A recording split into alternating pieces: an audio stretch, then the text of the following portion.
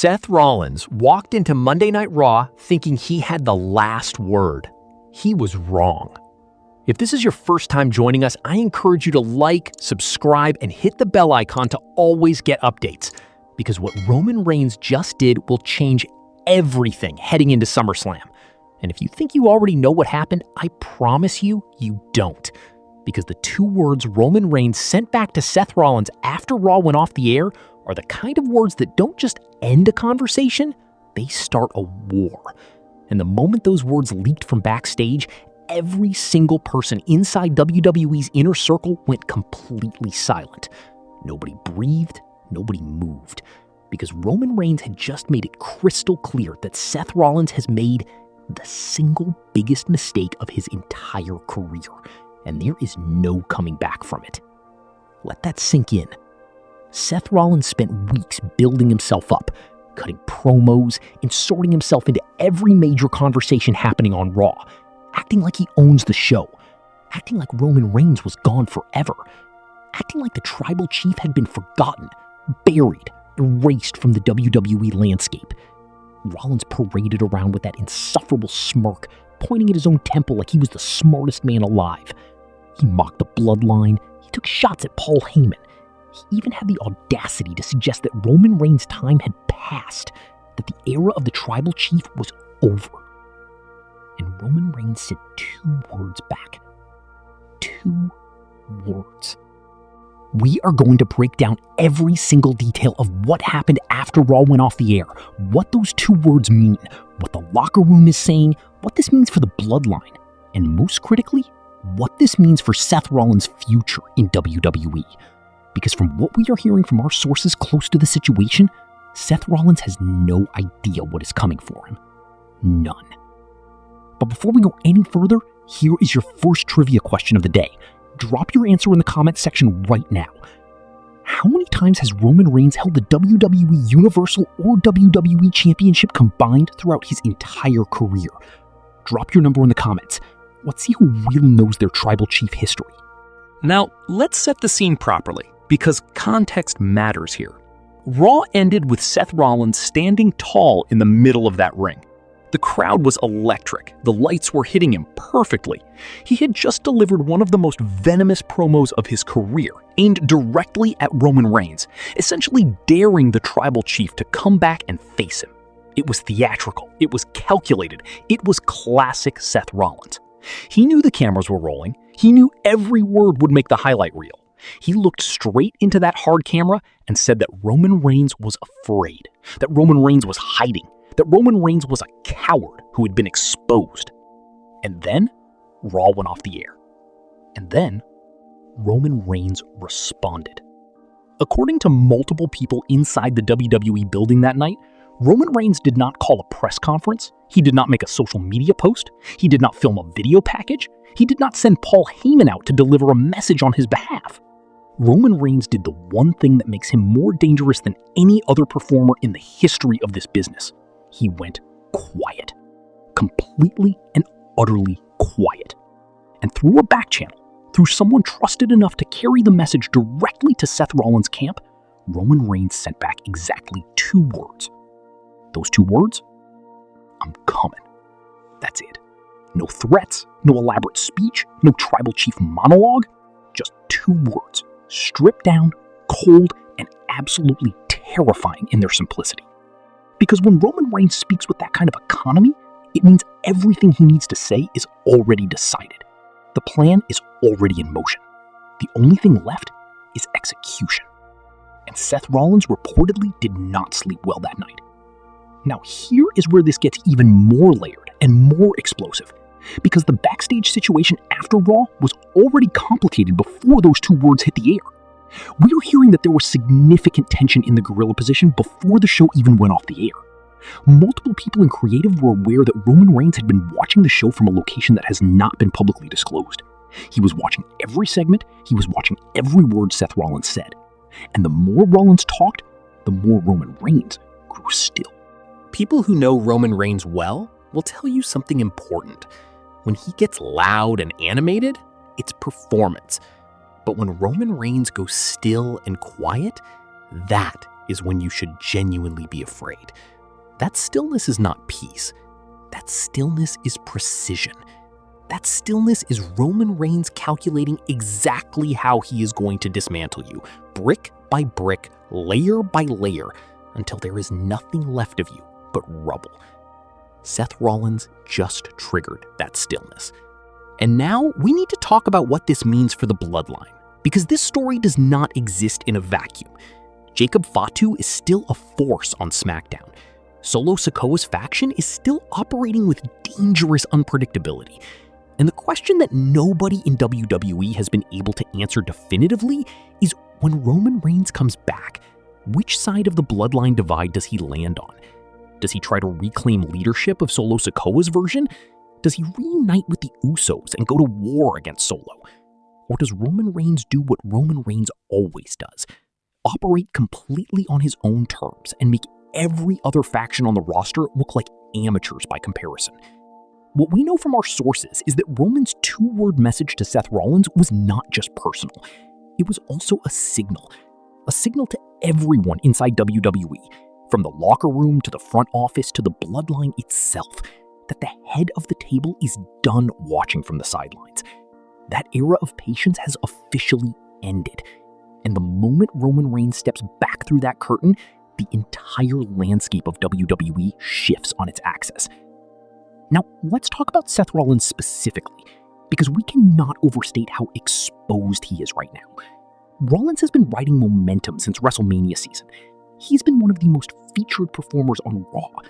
Creative has clearly invested in him as a top-of-the-card presence. But here is the brutal reality that nobody in Seth's camp wants to admit. Rollins has been operating in a Roman Reigns-free environment. And there is a massive, profound difference between being the biggest star in the room when Roman is absent versus being the biggest star in the room when Roman is present. When Roman Reigns is in the building, the gravity changes. Everyone else in the main event scene has to recalibrate. Their promos hit differently, their crowd reactions feel different. The weight of every segment shifts because Roman Reigns doesn't just occupy space, he dominates it. He has been doing that for over 4 years at the top of this company, and nothing Seth Rollins has done in that time has come close to matching that level of sustained dominance.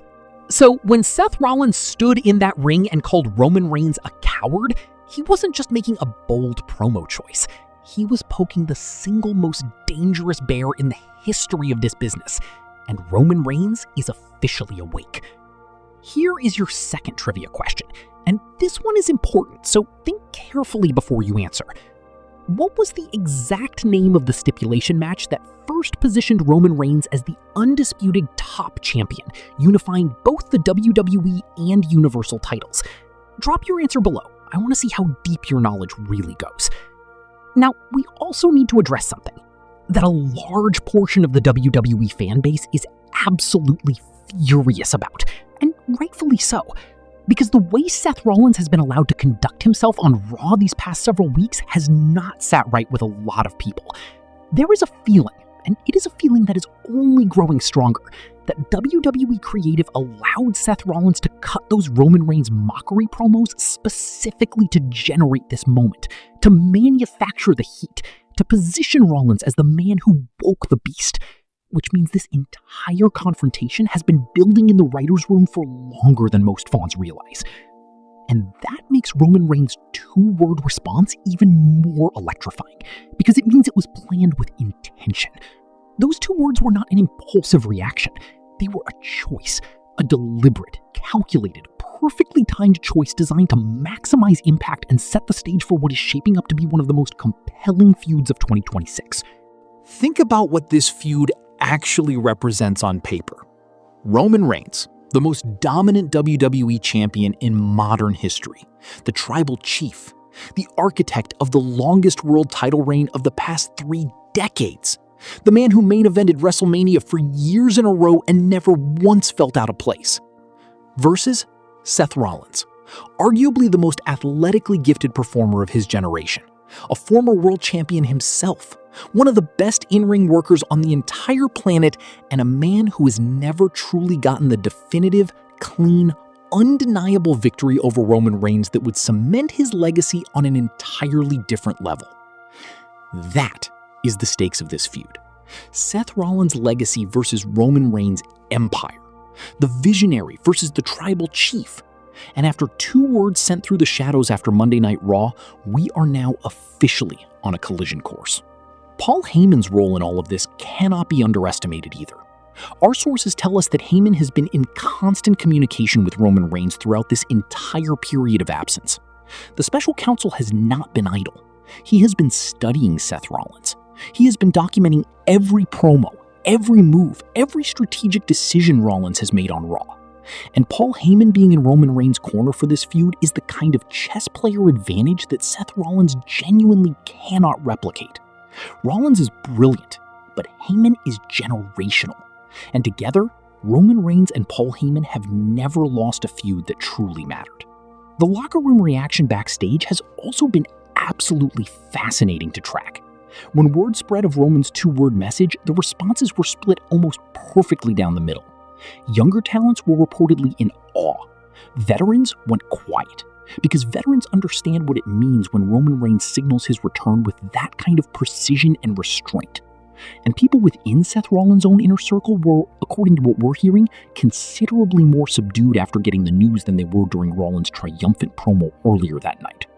Because everybody in that building understands something that the WWE Universe is just now beginning to process. This is not going to be a quick feud. This is not going to be one pay-per-view and done.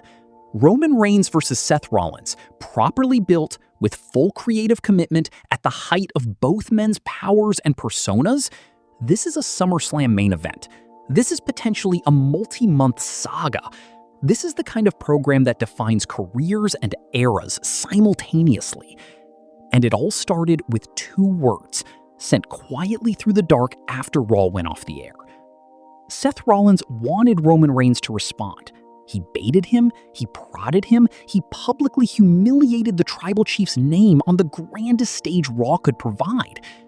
And Roman Reigns, true to every instinct that has made him the most powerful figure in WWE for the better part of a decade, did not overreact, did not fire back with a chaotic, emotional, scattered response. He sent 2 words, pulled back into the shadows, and let Seth Rollins sit with the weight of what he had just done. That is the most terrifying thing Roman Reigns could have possibly done. Because now Seth Rollins has to wait.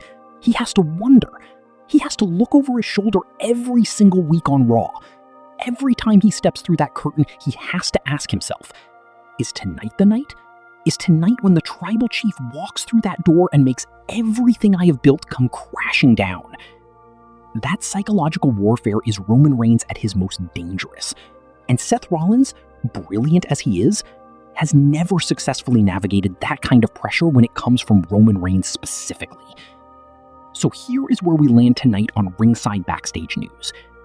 Roman Reigns has broken his silence. 2 words: calm, precise, devastating. Seth Rollins is not ready for what is coming, and based on everything we are hearing from inside the WWE machine right now, the return is closer than anyone is officially admitting. The tribal chief is done watching. The head of the table is coming back to reclaim everything that belongs to him.